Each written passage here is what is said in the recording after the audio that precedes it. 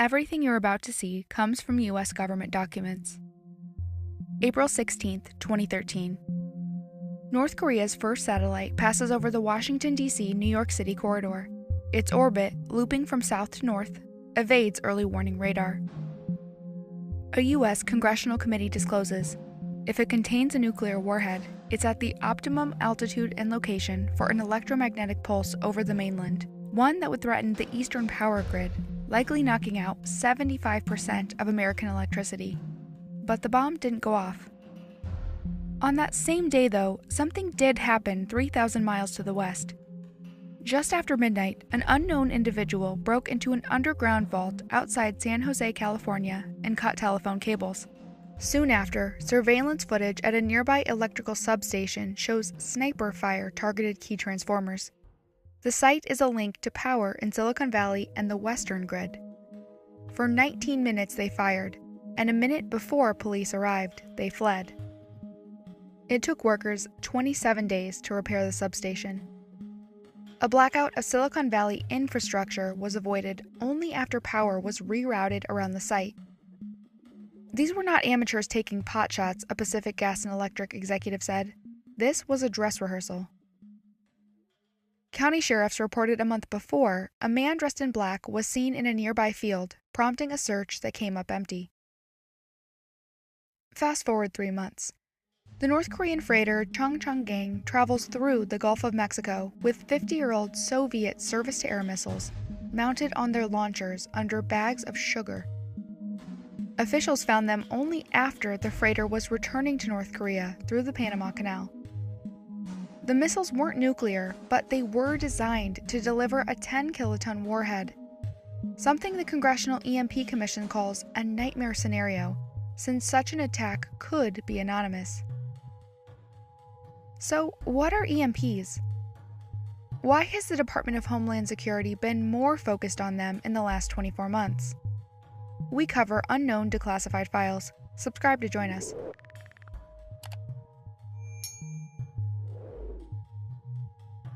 EMP stands for electromagnetic pulse. When a nuclear weapon is detonated at least 40 miles above the surface, it interacts with the Earth's magnetic field in such a way that a stronger blast of electromagnetic energy is produced. This pulse can damage or destroy modern technology. In the first few microseconds, individual electronic devices are affected, followed by telecommunications. Within a few minutes, power transformers and power lines are hit. In 2008, a report to Congress ruled any power grid within range would fail with near certainty. How big is the pulse radius? If even a low-yield Hiroshima-sized bomb was detonated at the right altitude, it would generate a field strong enough to destroy all civilian systems save Miami and parts of New England. The pulse would be a few kilovolts per meter, enough to fry unshielded technology. Military systems? They'd be safe. But what about something the House Armed Services Committee called a super EMP? How bad would that be?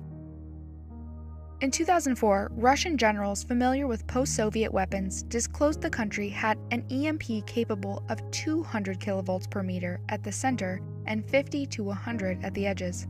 They said the design accidentally leaked to North Korea and could fit inside an artillery shell weighing less than 100 pounds. Small and light enough to fit inside a satellite. U.S. officials later had the following exchange about a super EMP. So, we aren't sure that much of our military would still be operable after that robust laydown. Is that correct? I also understand we aren't certain we could launch our intercontinental ballistic missiles. We designed both the missiles and their bases and the strategic communication systems during the Cold War to be able to survive and operate through EMP fields of 50 kilovolts per meter, which was our concern at the time, before we realized that weapons could be designed that had larger EMP fields. Another exchange. Super EMPs are about what, 4 times higher than anything we ever built or tested to in terms of EMP hardening? Yes.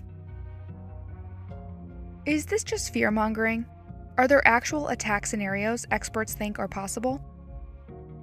This is a report delivered to the Congressional EMP Commission 3 years ago. Its author is Dr. Peter Vincent Pry, a former intel officer with the CIA. He sees 5 plausible scenarios for EMP attacks against North America. Scenario 1. Russia strikes Canada. The U.S. retaliates with long-range conventional bomber and cruise missile strikes for Russian aggression against European NATO. So Russia makes an EMP warning shot against Canada that also damages U.S. early warning radars and national missile defenses in Alaska, hoping the U.S. will de-escalate and stop fighting. A 2015 paper from a top Russian research institute called an EMP the most effective cyber weapon. In '99, senior Russian officials threatened a U.S. congressional delegation with an EMP if they didn't stop bombing Serbia. Pry fears any modern scenario would have higher stakes, adding that President Vladimir Putin is the X factor. Still humiliated by the Cold War, he cannot lose again. If he retreats following attempted unification of the former Soviet republics, he may face a coup, revolution, or assassination. Scenario 2. China strikes the U.S. Amidst an escalating conflict with the U.S. over Taiwan in the South China Sea, China makes an EMP attack, blacking out the mainland's 48 states, hoping to knock the U.S. out of the war. In 2016, China's National Security Policy Committee called electromagnetic pulse bombs among the disruptive technologies that can change the rules of the game. A Chinese state newspaper added the following: "A highly computerized open society like the U.S. is extremely vulnerable to electronic attacks from all sides." The point is that an EMP is viewed as a first strike option, not something on the fringes of military strategy. Taiwanese intelligence believes China has a super EMP weapon, and even in a regional conflict, thinks the country considers it the key to victory against U.S. aircraft carriers. In 2018, the DoD's Undersecretary of Defense for Research and Engineering stated China was close to deploying hypersonic missiles capable of traveling 5 times the speed of sound. These skim the upper atmosphere, fly unpredictably, and are capable of EMP. "We do not have defenses against these systems," he warned. Scenario 3. Iran strikes the United States. The former Obama administration is wrong, and critics are right, that Iran already has nuclear-armed missiles and can make an EMP attack against the U.S. by satellite. In 2010, the Defense Intelligence Agency translated an Iranian textbook that says coordinated EMP detonations are the revolutionary new way of warfare. Former CIA Director James Woolsey notes EMP is considered the most religiously acceptable weapon in some circles, as it doesn't kill directly, but exposes Western society for its overdependence on modern technology. Scenario 4. Al-Qaeda or another terror cell strikes the United States. North Korea or Iran provides Al-Qaeda with a nuclear-armed short or medium-range missile in a freighter to make a nuclear EMP attack by proxy to eliminate the U.S. as an actor on the world stage. This could apply to other rogue groups too. We've seen how easy it is to enter the Gulf of Mexico with smuggled rocket launchers. And finally, Scenario 5. North Korea strikes Texas. North Korea makes an EMP attack using a Scud missile launched from a freighter to black out the Texas electric grid as a warning shot for the U.S.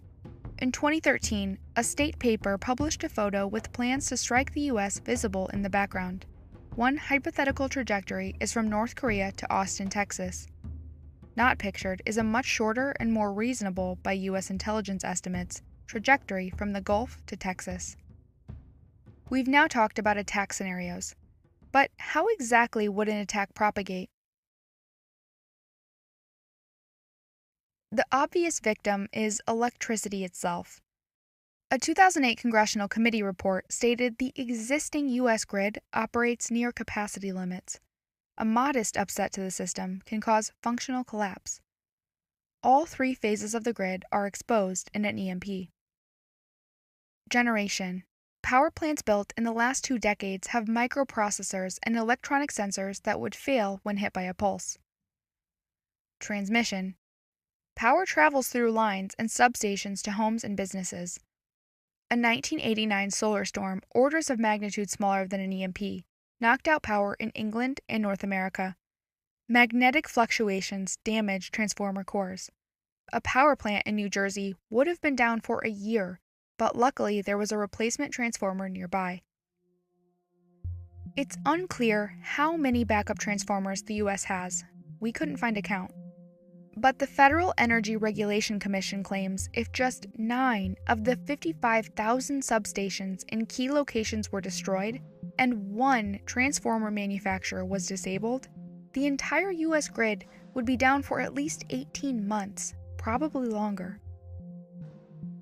The Department of Energy explains production of transformers can take 5 months just to secure the raw materials and more to manufacture, and their weight, over 200 tons, requires specialized rail cars to transport. In 2017, they wrote that establishing a federal transformer reserve would be costly, $200 to $700 million. A plan has been kicked around the House as a part of a broader infrastructure bill, but at our time of publishing, it is yet to pass. If there's no power, there are no systems that process, package, and distribute food.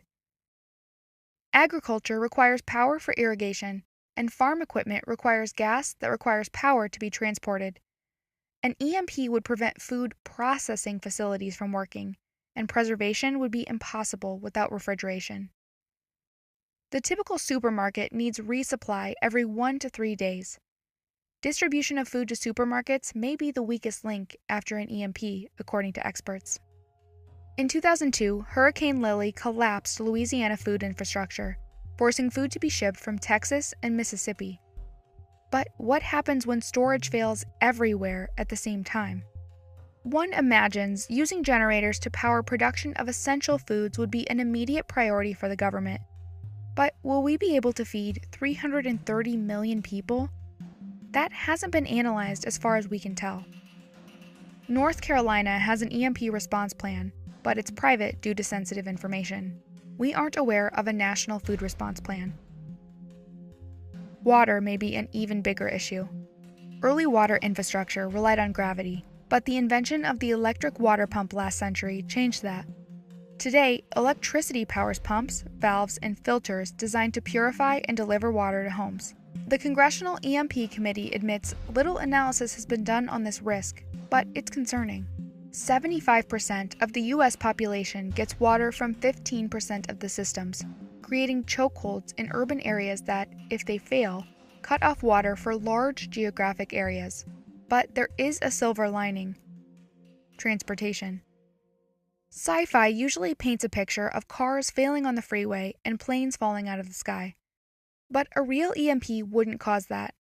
A bipartisan group of experts tested 37 cars of varying ages. Newer models had up to 100 microprocessors, but regulations required they're better shielded. None of the cars were affected by the pulse if their engines were off.